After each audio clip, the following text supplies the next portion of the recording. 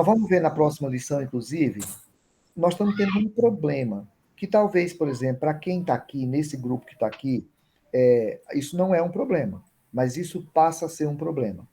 Nós já tivemos na década de 50 algumas pessoas que questionaram esse pressuposto de que a Bíblia é a base de todo o ensino da igreja, ou, nas palavras que se usam, a nossa única regra de fé e prática.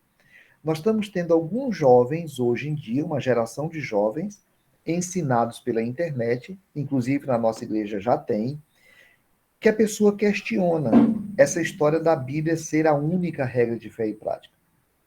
Não tem outro jeito. Para nós, crentes, concordando, discordando, brigando, interpretando de modo errado, a Bíblia é a nossa única regra de fé e prática. Então, a base do ensino cristão é a Bíblia. Então, levar o aluno a aceitar a Bíblia como guia da sua vida diária. Parte-se desse pressuposto que, para nós crentes, a Bíblia vai ser olhada como a única regra de fé e prática nossa, e a gente não abre mão disso, então esse é um guia para a vida de todo crente. Oitavo, preparar o aluno a tornar-se membro da igreja. Uma pessoa pode demorar 10 anos, mas o nosso objetivo é que ela seja membro da igreja. Por exemplo, nós temos o Antônio, deixa eu ver quem está chegando aqui, é o Antônio, eu estava falando, já ia falar dele, mas agora ele chegou, não dá para falar dele, né? Porque o cara já estou lá, quando a gente for falar de alguém, tem que a pessoa estar ausente. Eu citei o nome do Antônio, ele entrou, agora tem que dar outro exemplo.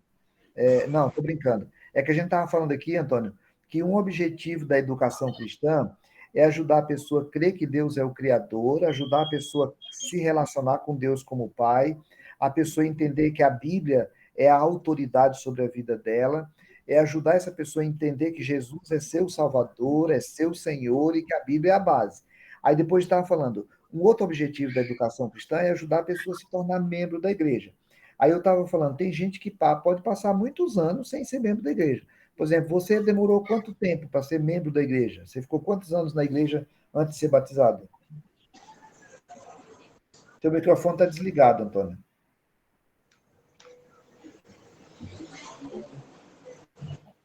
O teu microfone continua desligado, Antônio.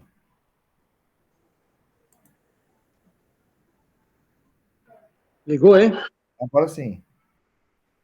Então, eu passei quase uns 10 anos frequentando a igreja e participando já do movimento da igreja. E depois, então, eu mais a Eurides tomamos a decisão de nos batizarmos para sermos oficialmente membros da igreja. Pronto. Então, olha, ficaram 10 anos passando por todos os outros processos até chegar nesse processo de entender assim, cara, então tá. Então, Jesus é meu Senhor, Maria é muito legal, mas quem é meu Senhor é Jesus, não é Maria, né? O Antônio era católico.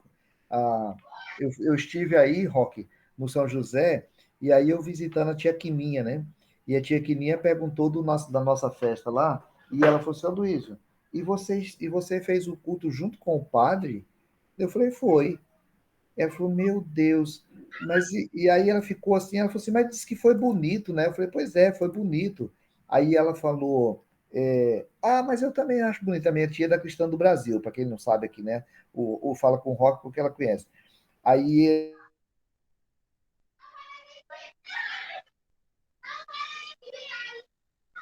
essas brigas, assim, essas divisões, não. Eu, para falar a verdade, Luiz, eu acho Nossa Senhora uma santa legal, sabia? Eu gosto de Nossa Senhora, eu acho ela bacana, eu não gosto de falar mal dela, não. Então, assim, ela continua com a Nossa Senhora dela lá, né? Mas, enfim, olha, a gente trabalha dentro dessa perspectiva de ensinar a pessoa crer em Deus, se relacionar com Deus, crer em Jesus Cristo como Salvador, entregar a vida para Ele, crer que Jesus Cristo é o seu Senhor, ter a Bíblia como a base da educação cristã, ter a Bíblia como regra de fé e prática, e a pessoa se preparar para ser membro da igreja. Nono, ajudar o aluno a tornar-se participante ativo dos trabalhos da igreja. A educação cristã na igreja, ela vai estar sempre pensando em ajudar essa pessoa a ser membro ativo da igreja. Ajudá-la a reconhecer que é membro da igreja mundial. Esse é um desafio que, de vez em quando, a gente se perde um pouquinho. Às vezes, nós achamos que nós somos membros da Igreja Presbiteriana Gileade. Não, nós somos da Igreja Presbiteriana do Brasil. Mas não é só da Igreja Presbiteriana do Brasil, nós somos da Igreja Cristã Mundial. A gente faz parte do corpo de Cristo, do grande projeto de Deus para a Terra. Ajudar o membro da igreja a cooperar para a extensão do evangelho em toda parte. Isso é, assumir sua responsabilidade com a obra missionária. Então, a Grace é presbiteriana, membro da nossa igreja, está lá na Índia, ensinando para líderes que vão plantar igrejas no mundo muçulmano. Na igreja presbiteriana, não. Nas igrejas deles. Porque a gente tem claro que o evangelho não é uma propriedade presbiteriana. Cada crente precisa ter isso como base. A educação cristã se propõe a ajudar cada crente a tomar essa consciência de missões que a gente tem. 12º, que é aluno no desenvolvimento constante do seu caráter cristão. Então tá. Então, o Antônio um dia chegou na igreja com uma consciência católica, já entendia Deus, já entendia Jesus, precisava entender um pouco mais de Bíblia, depois entender que era membro da igreja, entender que ele é membro da Igreja Presbiteriana do Brasil, não é só da Gileade, entender que ele é da Igreja de Cristo e entender que precisa pregar o evangelho para toda criatura. Agora, a igreja vai ajudando o Antônio a desenvolver constantemente o seu caráter numa perspectiva cristã e entender que isso deve ser levado para todas as relações da sua vida, para o trabalho, para a escola. Então, dando uma geral nessa introdução, o que é educação cristã? É fazer um grande discipulado com a vida da gente constantemente. O Cláudio está frequentando a igreja faz quantos anos, Cláudio? Faz 3 anos, pastor. O Cláudio vai na igreja faz 3 anos, ele tem consciência de Deus como Criador, ele tem consciência já que Deus é seu Pai e que ele pode se relacionar, ele tem consciência de que Jesus é seu Salvador, ele tem consciência que Jesus é seu Senhor, ele tem consciência que a gente estuda na Bíblia, que a Bíblia é nossa única regra de fé e prática. E aí o Cláudio já falou comigo, vai chegar o momento que ele vai ser membro da Gileade. Então vai ser membro da Gileade, membro da Igreja Presbiteriana do Brasil, membro da Igreja de Cristo no mundo, entender que a responsabilidade de evangelismo do mundo é também dele, e agora ele está passando pelo mesmo processo que eu e que você. Constantemente o nosso caráter vai sendo trabalhado na vida do ensino cristão. Então, educação cristã é fazer isso, é ajudar a pessoa sair do desconhecimento de Deus até o trabalho constante do seu caráter. Nós estamos agora o resto da vida para ser trabalhado no caráter. Então, isso é educação cristã, esse é o nosso tema geral. Alguém quer tirar ou perguntar ou acrescentar alguma coisa?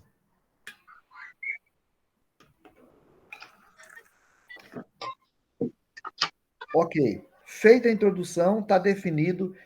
Olha, eu sei que algumas pessoas já o fizeram, mas se vocês fizerem de novo, me ajuda muito, porque aí eu vou lá e faço um grupo aqui e já mando. Se vocês me mandarem de novo, quem quiser, me manda de novo o e-mail. Por exemplo, eu tenho um problema com o e-mail do Antônio, que eu fiz a primeira vez errado, e aí ele aparece um lá, tem hora que eu mando, vai no errado, depois ele volta. Quem quiser receber o material, me manda de novo o e-mail, por favor, que aí eu mando para você assim que acaba aqui, ok? Então vamos lá na segunda lição do livro já. Essa é mais compridinha um pouco e a gente corre menos. Hoje, esse agora é a história da educação cristã. Chegou aí? Todo mundo está vendo?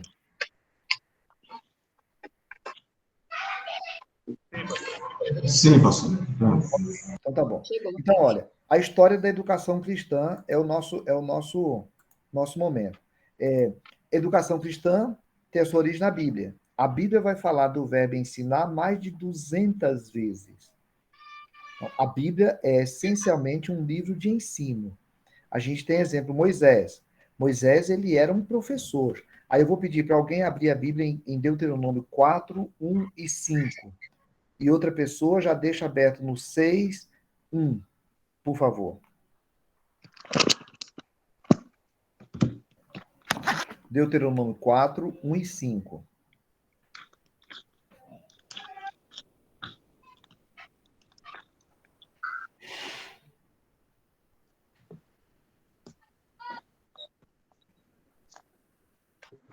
De 1 a 5? Não, 1 e o 5. Agora, pois, ó Israel, ouve os estatutos e os juízos que eu vos ensino, para os cumprirdes, para que vivais e entreis e possuais a terra que o Senhor Deus de vossos pais vos dá. Vede aqui, vos tenho ensinado estatutos e juízos, como me mandou o Senhor meu Deus, para que assim façais no meio da terra a qual ides a herdar. Ok, e aí é o Senhor falando com Moisés, né? Aí o 6:1. Pode já ler também, Lu. O 6, Capítulo 6, versículo 1. eu estou na internet, quem lê aí para mim, fazendo favor? Estes, Estes, pois, Ah, são os mandamentos, os estatutos e os juízos que mandou o Senhor, vosso Deus, para ensinar-vos, para que os cumprisseis na terra a que passais a possuir. ok, então veja. Deus já mandando Moisés para ensinar os seus estatutos e juízos para que os cumprissem. Gente, esse é o padrão do cristianismo. O padrão do cristianismo não é só fazer o culto, ou não é só cantar. Quando fizer o culto ou quando cantar, a ideia do ensinar os estatutos de Deus é a parte principal. O cristianismo, ele é uma religião de ensino. Moisés foi ensinar, inclusive, os pais. Aí, o versículo 6 e 7 desse capítulo 6, o Roberto, já está aberto aí, já lê. 6 e 7. Deuteronômio 6, Pelo versículos 6 6. e 7. 6, versículos 6 e 7. E E estas palavras que hoje te ordeno estarão no teu coração, e as ensinarás a teus filhos, e delas falarás assentado em tua casa, e andando pelo caminho, e deitando-te e levantando-te. Ó, o inculcar aqui é o ensinar. Era como se fosse a ideia de furar um buraco na cabeça e colocar. Aquilo que foi passado para vocês, vocês vão ensinar nas suas casas, andando pelo caminho, ao deitar, ao levantar, ou seja, em todos os momentos vocês devem ensinar as palavras de Deus aos seus filhos. Só que para ensinar a palavra de Deus aos filhos, isso precisa estar primeiro nos seus corações, né? Era a ideia que Deus fala lá no versículo 5: amarás, pois, o Senhor teu Deus, todo o teu coração, de toda a tua alma. Essas palavras estarão no teu coração e tu as inculcarás. Então, antes de se preocupar em ensinar algo, sejam os pais ou sejamos nós, essa palavra precisa ser nossa. Provérbios 22:6, a gente tem aquele texto conhecido: ensina a criança o caminho que deve andar, e ainda quando for velho, não se desviará dele. Então, a ideia é que o ensino, ele precisa começar desde a infância.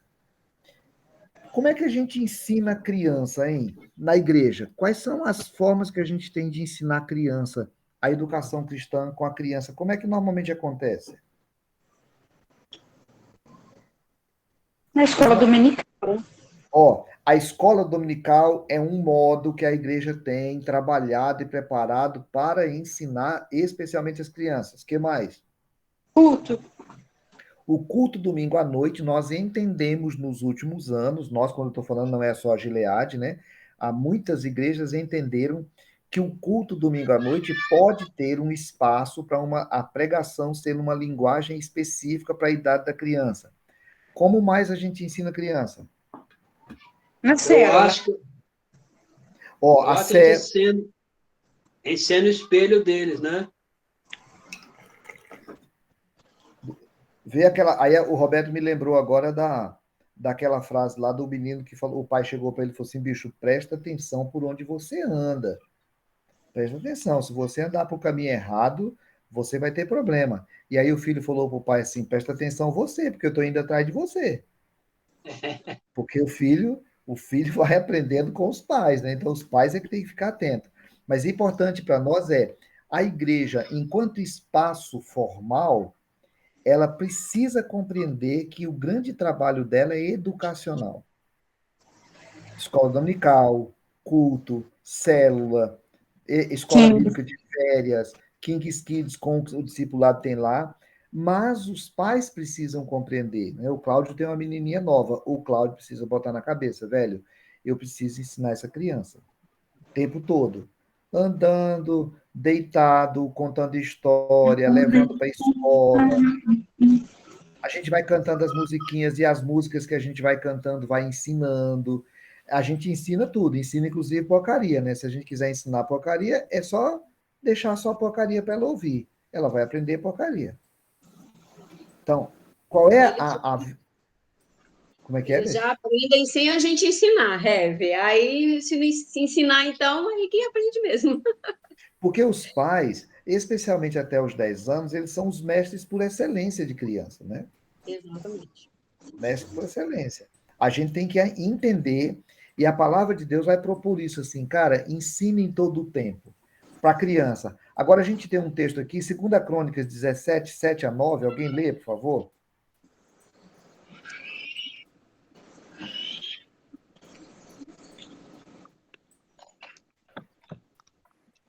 No terceiro ano do reinado, enviou ele os seus discípulos, príncipe Barril, Abadia, Zacarias, Natanael, Miqueias, para ensinarem na cidade de Judá, e com eles os levitas Semaías, Natanias, Zebadias, Azael, Simarinomote, Jonathan, Adonias, Tobias, Tobé, Adonias, e com esse levita, os sacerdotes, Elisamai e Jororão, ensinaram em Judá, tendo consigo o livro da lei do Senhor, percorriu toda a cidade de Judá e ensinava ao povo.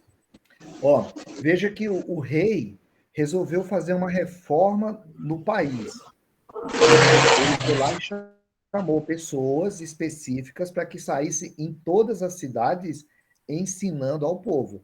Ensinando o quê? A lei do Senhor. Né? Era uma preocupação do rei de que as pessoas aprendessem a lei do Senhor. Esdras, lá no capítulo 8, versículo 3 de Neemias, Esdras, aqui, enquanto vocês acham aí, vamos lembrando do contexto, né? O povo tinha perdido o livro da lei. O povo esqueceu do livro. O povo resolveu viver a vida do jeito que eles queriam, esqueceram, abriram mão do livro da lei. Perderam, foram para o exílio por causa do pecado deles, do relaxo deles com a lei de Deus, com as coisas de Deus. Eles perderam o livro, foram para o exílio, voltaram, estão reconstruindo o templo, acharam em algum lugar lá o livro da lei. O Neemias, então, reúne todo mundo e fala com todo mundo que Esdras vai ler o livro da lei. Alguém leia para nós, por favor? Esdras 8? Aliás, Neemias 8. E leu nela diante da praça que está diante da porta das águas, desde a alva até o meio-dia, perante homens e mulheres e sábios. E os ouvidos de todos os povos, de todo o povo, estavam atentos ao livro da lei. Eu acho esse texto muito lindo, Eu assim, né? também, maravilhoso. Né? Muito É fantástico, assim, a gente se emociona com ele. Porque, assim, era o povo que estava agora, depois de 70 anos, já tinham perdido antes, que fosse 100 anos, agora está tendo a Bíblia, eles podem ler a Bíblia, eles podem, reunido todo mundo de manhãzinha até meio-dia, todo o povo, homens, mulheres, crianças, todos reunidos ouvindo a palavra de Deus que haviam perdido. Então, a Bíblia é essencialmente esse livro, o livro da educação cristã. Foi assim no Velho Testamento. No Novo Testamento, a gente tem o nosso mestre ideal, que é Jesus. Aí eu vou pedir para cada um deixar o seu texto aberto aí, só para a gente. É gostoso quando a gente consegue ler os textos, né? Marcos 12, 35. Eu acho que o Roberto podia ler, o Ambrósio, João 18, 20, a Luciane, Mateus 5, 1 e 2, o Roque, Lucas 13, 22, a Elizabeth, Marcos 4, 1 e 2. Se vocês me perguntarem de novo, eu não sei mais, né? Eu fui falando aqui para a gente ver. Eu vou no Marcos 12, 35. Então leia, Roberto, por favor. E falando Jesus, dizia, ensinando no templo, como diz os escribas que o Cristo é filho de Davi? Onde é que Jesus estava ensinando aí, ô Roberto? No templo. No templo. Né? Então, Jesus ensinava no templo. João 18, 20.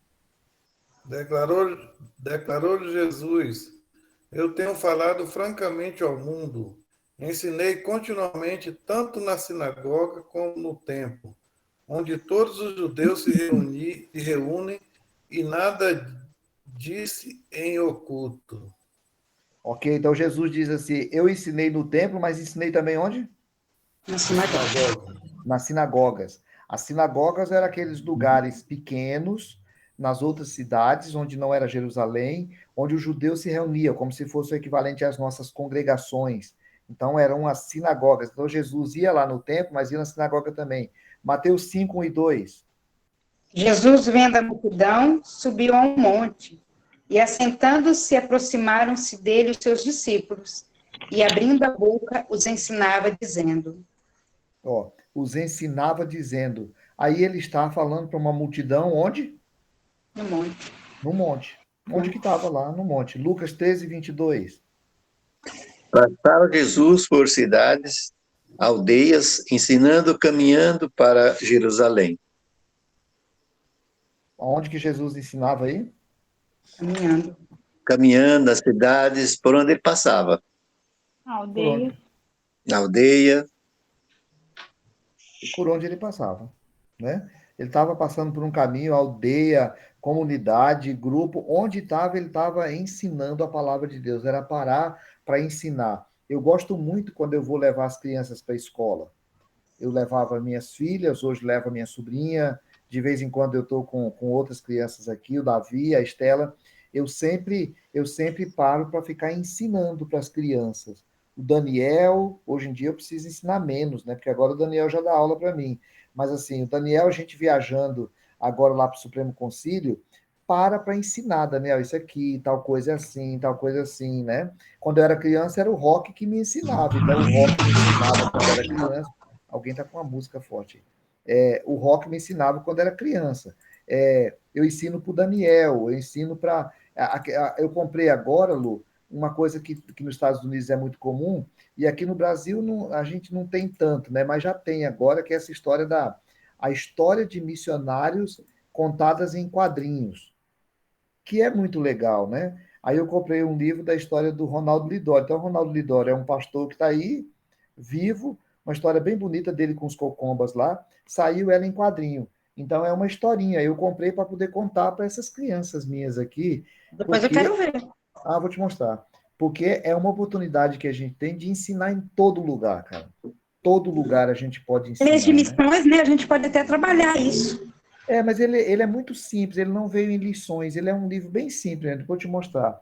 O que eu acho legal é a gente não pode perder a oportunidade de ensinar, né? Lucas 13 já foi? Marcos 4, 1 e 2? Marcos 4, 1 e 2. A seguir, foi Jesus levado pelo Espírito ao deserto, para ser tentado pelo diabo. E, depois de jejuar 40 dias e 40 noites, teve fome. Marcos? Não, eu tô doida. Eu tô falando assim, só se ele ensinou Eu para quem? marquei Só se duas for coisas aqui. então aí, né? Eu falei assim, gente, o que eu tô lendo aqui mesmo? Ah, Pai amado. Jesus, Ah, Cristo. É ah, que estava marcado aqui, eu abri e voltei para o vai mesmo lá. lugar. Voltou Jesus a ensinar à beira-mar e reuniu-se numerosa multidão a ele, de modo que entrou num barco onde se assentou, afastando-se da praia, e todo o povo estava à beira-mar na praia.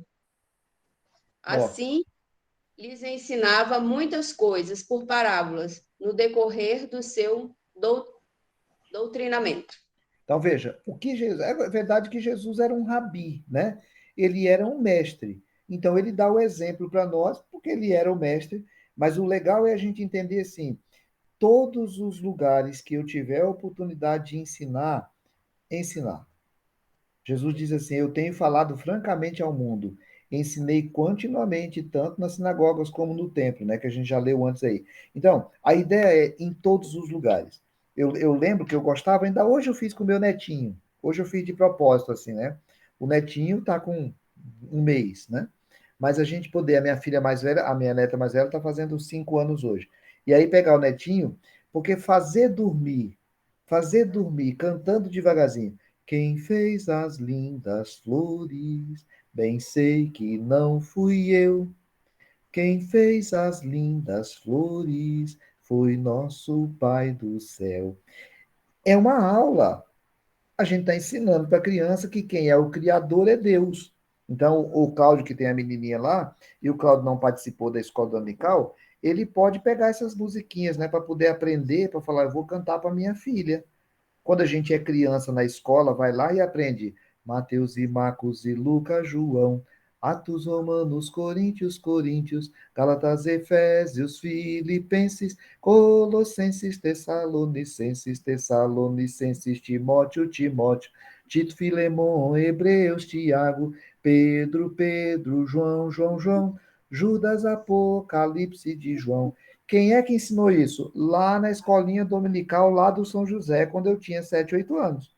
Mas a criança aprende e a gente pode ensinar isso para os outros depois. A ideia central é: Jesus não perdeu a oportunidade. Onde ele estava, ele ensinava. E a Bíblia propõe isso para nós. Aí, quando a gente vai olhar o que Jesus fez, ele ensinou, chamou 12 discípulos e diz assim: Eu vou treinar vocês. Eu vou treinar vocês para fazer o quê? Para ensinar para outros. Mateus 3,14. Marcos 3,14. Alguém lê, por favor. Marcos E, 3,14. e nomeou 12 para que estivesse com ele e os mandasse a pregar. Pronto. Então, assim, a primeira coisa, ele nomeou para que estivessem com ele. Gente, esse é o primeiro passo do ensino cristão. Muito importante para a gente isso. O primeiro passo do ensino cristão é estar com Jesus. Então, a primeira coisa que ele fez foi chamar os discípulos para estarem com ele. A primeira coisa é estar com Jesus.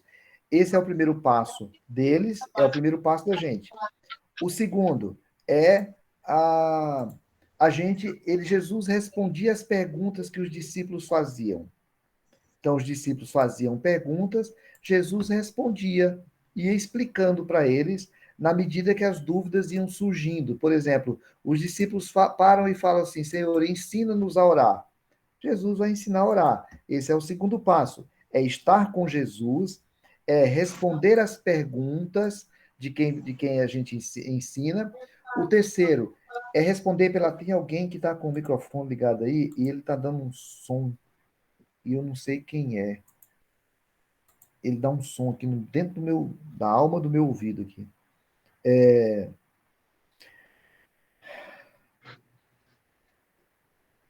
Eu acho que é esse do Roberto. E a gente desliga e ele liga de novo.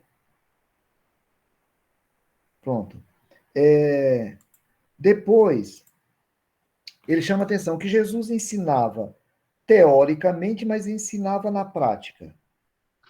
Que não basta só ensinar teoria, mas é preciso ensinar prática. Marcos 6,30. Alguém leia o Marcos 6,30, por favor.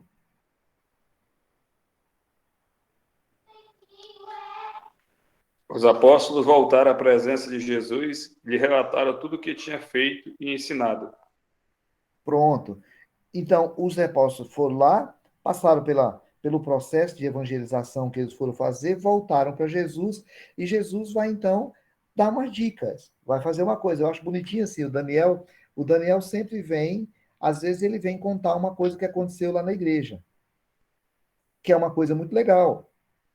E às vezes eu ainda dou um toque, assim, Daniel, podia tomar cuidado com isso. Essa semana a gente estava lá na reunião, conversando com ele sobre o movimento de célula na igreja. Ele começou uma época, não deu certo, agora ele quer recomeçar. Então ele veio falar o que está sendo feito e a gente dá um toque.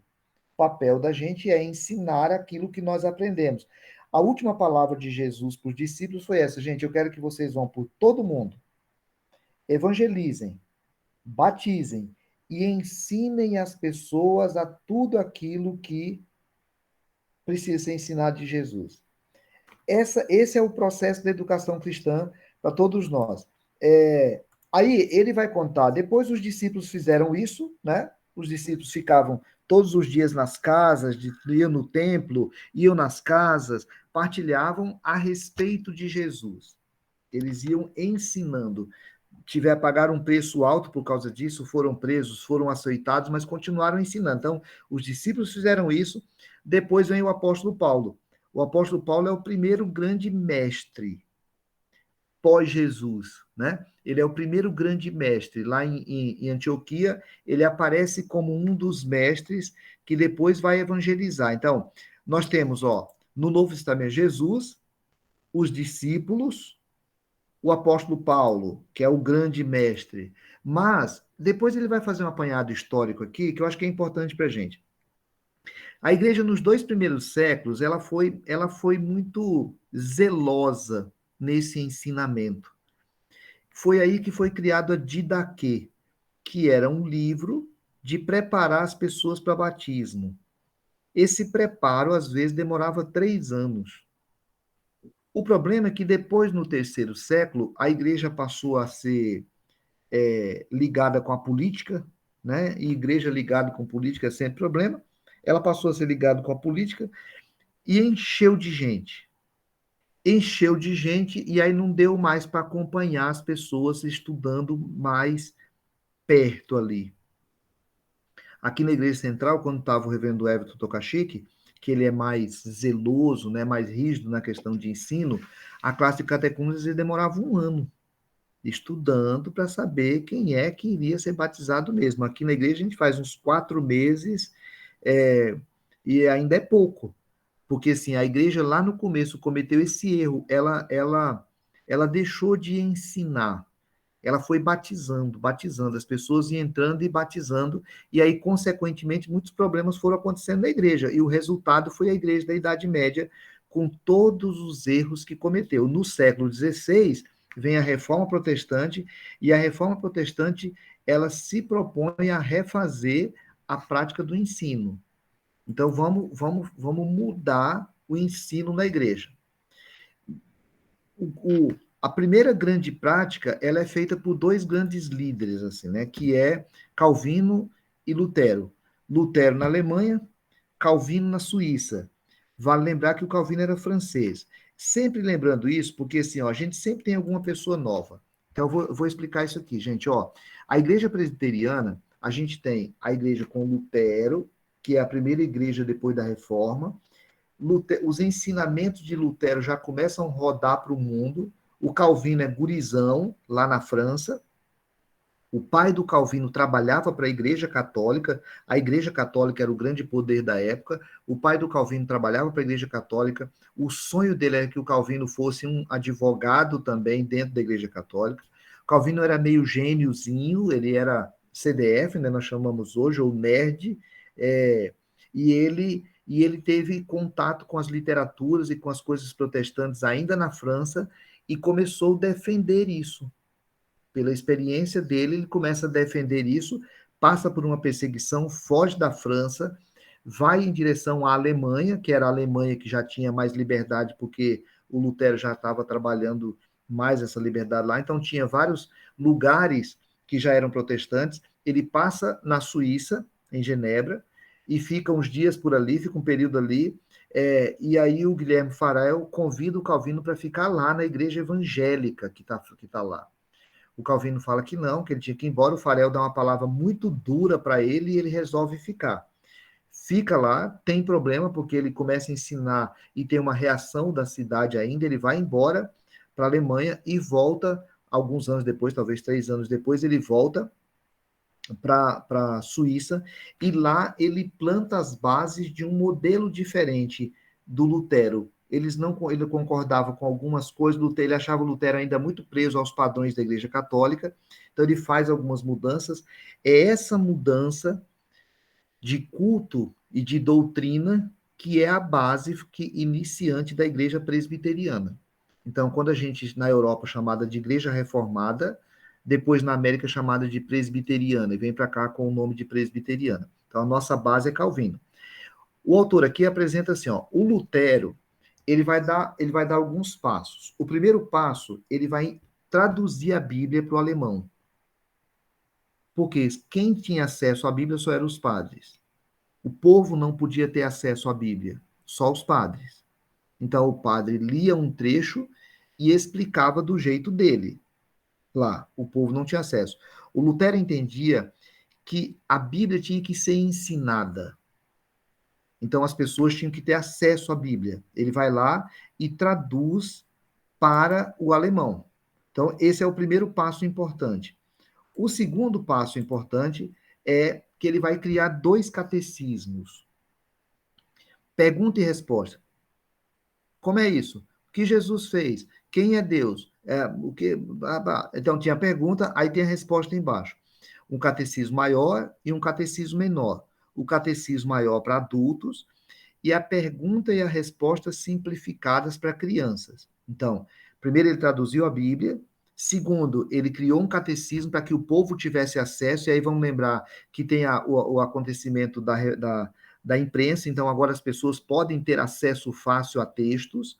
O Lutero aproveitou isso bem nesse período, solta bastante, tradução da Bíblia, criação de 2 catecismos. Depois, o Lutero, ele encorajou os pastores a oferecer aulas especiais para os pais, porque os pais precisavam ensinar aos filhos.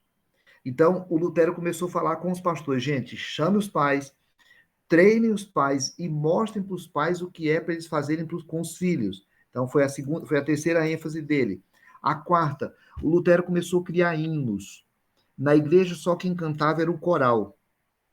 Lutero foi lá e começou a criar hino. Tem hino que a gente canta até hoje, tem hino de 500 anos, né? Que foi feito pelo Lutero. Ele começa a fazer hinos e começa a colocar as pessoas na igreja para cantar.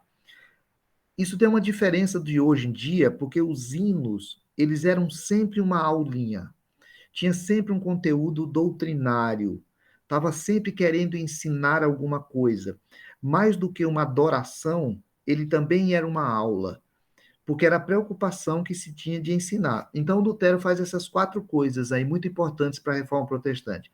A primeira, traduzir a Bíblia. A segunda, fazer os catecismos. A terceira, treinar os pais. E o quarto, criar hinos para que as pessoas pudessem cantar e desse cântico fosse aprendendo. O Calvino, também, um mestre por excelência, ele também vai aplicar algumas coisas. A primeira, na cabeça do Calvino, é assim: evangelização e educação tinham que caminhar juntos. Não podia ter só evangelização, tinha que ensinar.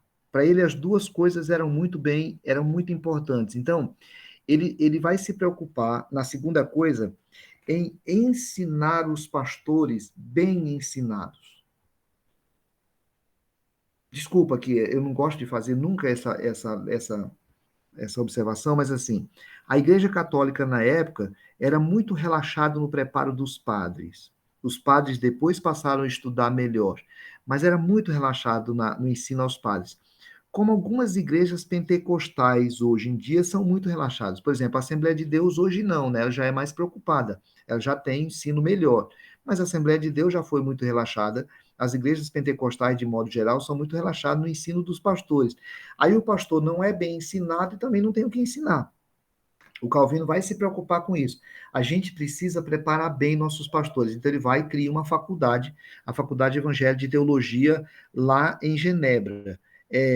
Esse é o terceiro passo. Depois, o Calvino vai fazer uma outra coisa, que é criar comentários. Eu tenho aqui comentários do Calvino, de quase todos os livros da Bíblia. Não deu tempo ele fazer Apocalipse, ele já estava velho, velho não, né? Mas ele acabou morrendo relativamente cedo. Então, os comentários do Calvino são muito utilizados até hoje pelo grau de erudição que ele tinha, de informação que ele tinha. Então, ele se preocupa de que educação e evangelização tem que caminhar junto, prepara bem os pastores e faz comentário pormenorizado de cada versículo da Bíblia, com a palavra, com a coisa. Aquilo explodiu na Europa como sendo um grande centro de ensino bíblico. Isso vai para a América e depois vem para o Brasil.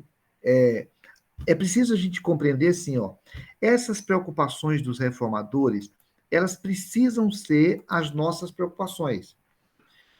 A gente precisa entender que o ensino, e aí, na igreja presbiteriana, nós não temos milagres, nós não temos autoajuda, nós não temos retetel, nós não temos um monte de experiência que marca a igreja pentecostal.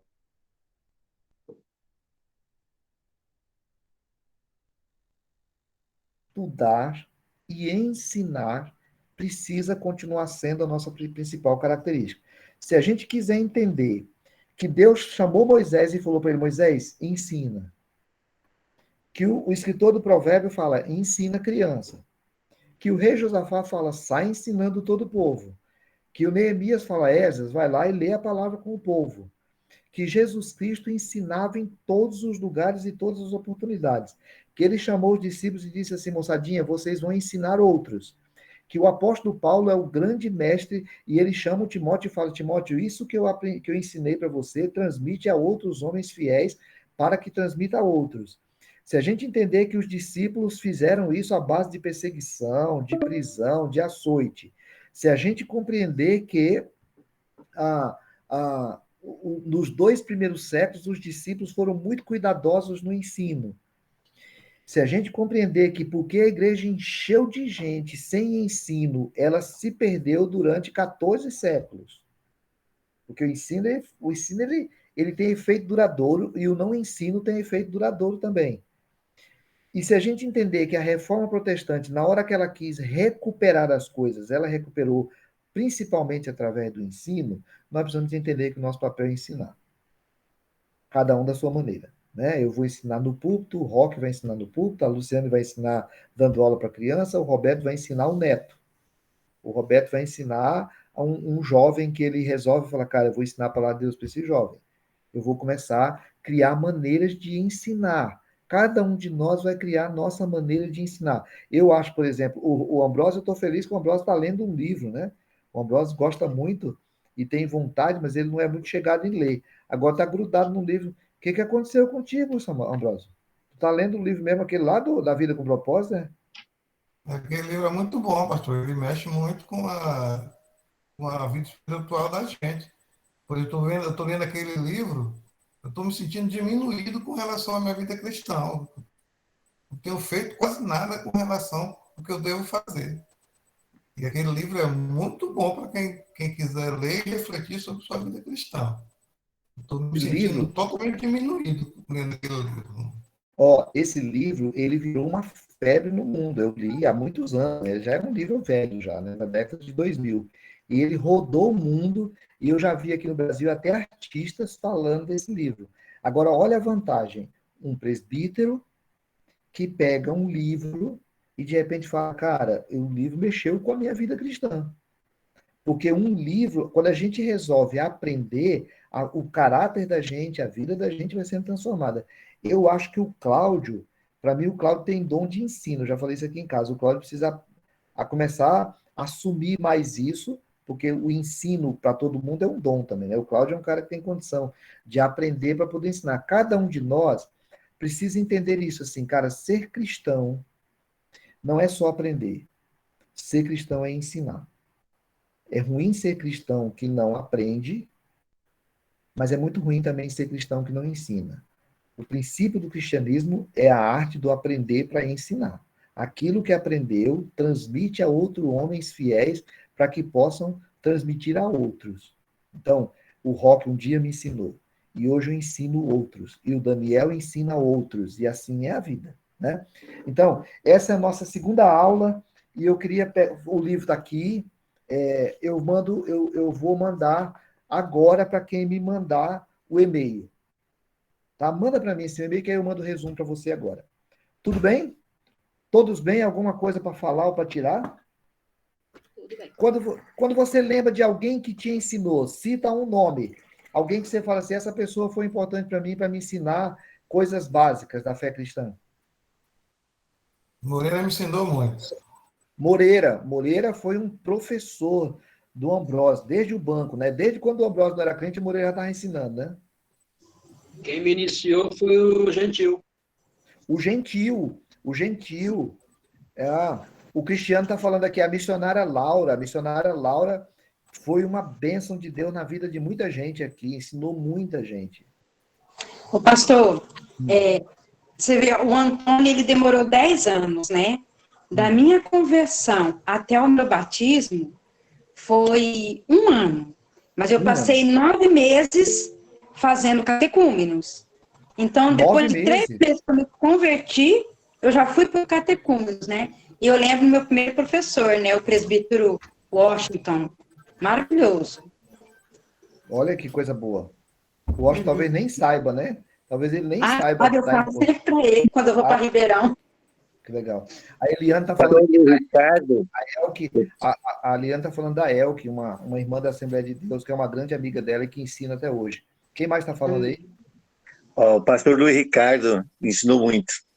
Pastor Luiz Ricardo, um pastor que eu lembro eu com 14 anos, eu lembro do Ricardo falando, e eu lembro do que ele falava, e eu lembro dos versículos. A Luciana também aprendeu com o Luiz Ricardo, né? Algumas coisas, né?